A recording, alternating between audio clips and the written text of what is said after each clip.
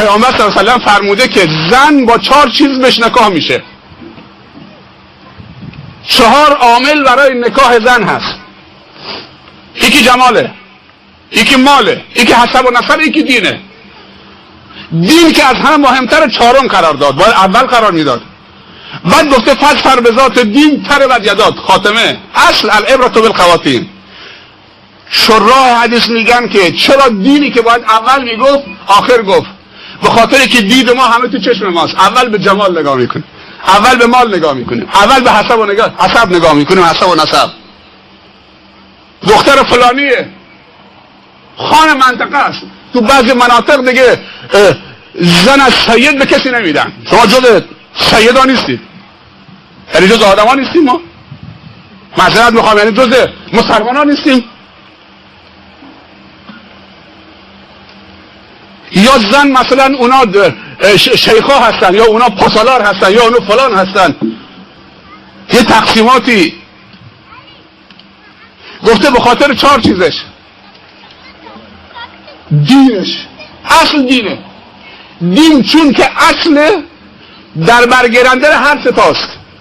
اصل دینه. گفته فاظفر به ذات دین.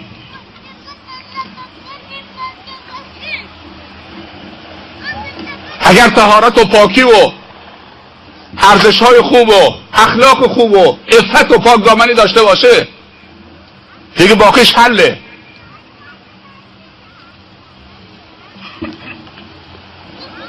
پیامبر صلی الله علیه وسلم در حدیث قدسی وعده داده، گفته خداوند گفته که عزوجل گفته که من از 3 نفر حمایت میکنم.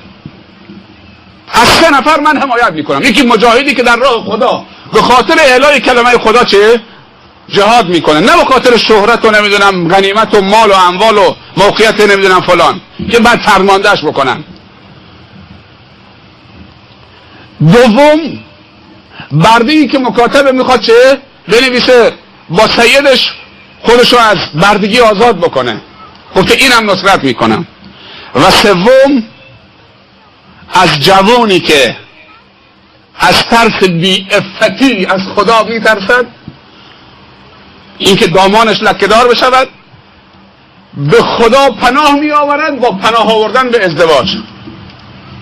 جوانی در فشار واقع شده به ازدواج پناه میآورد که چه؟ خودشو در پناه و حفظ خدا قرار بدهد که از بی‌عفتی و لکه‌دار شدن دامنش نجات پیدا بکنه. گفته من اینو نصرت میکنم، حتی اگر فقیر باشه از نزد خودم و فضل خودم غنیش میکنم. این یکونوا فقراء یغنیهم الله من فضله.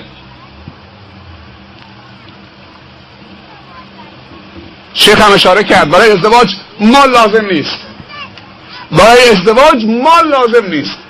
ولی امروزه کسی مال نداشته باشه. ما در کشور خودمون 12 میلیون نفر جوان در ترافیک ازدواجن. برید آمار رو بپرسید.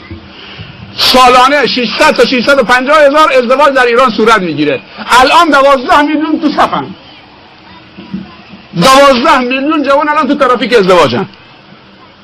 سال 600 تا 650 هزار، 700 هزار. بیشتر ازدواج شکل نمیگیره در ایران. یک فاجعه است. اگر جوان نتونست ازدواج بکنه، پیامبر صلی الله علیه و سلم فرموده که هرچی آمار مجردا بیان پایین، آمار متأهلا برن بالا، آمار جرم و جنایت و ناامنی و دربدری و پریشانی و معصیت میاد پایین و آمار امنیت میره بالا، آمار جرایم کم میشه. اینجا اکن من تردون دینه و خلقه فزوجوه. اگر دین و اخلاقش راضی بودینش بدید، اگر این کار نکردید منتظر فتنه‌ای در خانواده خودت باش. اول گفته فتنهش خانواده خودت رو تهیید میکنه. الان دیگه رسم شده که به اندازه سال تولدش مثلا حالا فلانه سکه بهار آزادی، سال تولد چنه؟ سال فلان 1000 نمیدونم 300 فلان 1300 نمیدونم 42 سکه. همینطوری یه رسم و رسوماتی 2000 شاخه گل رز، یه چیزایی میارن تو برنامه همینجوری میشه.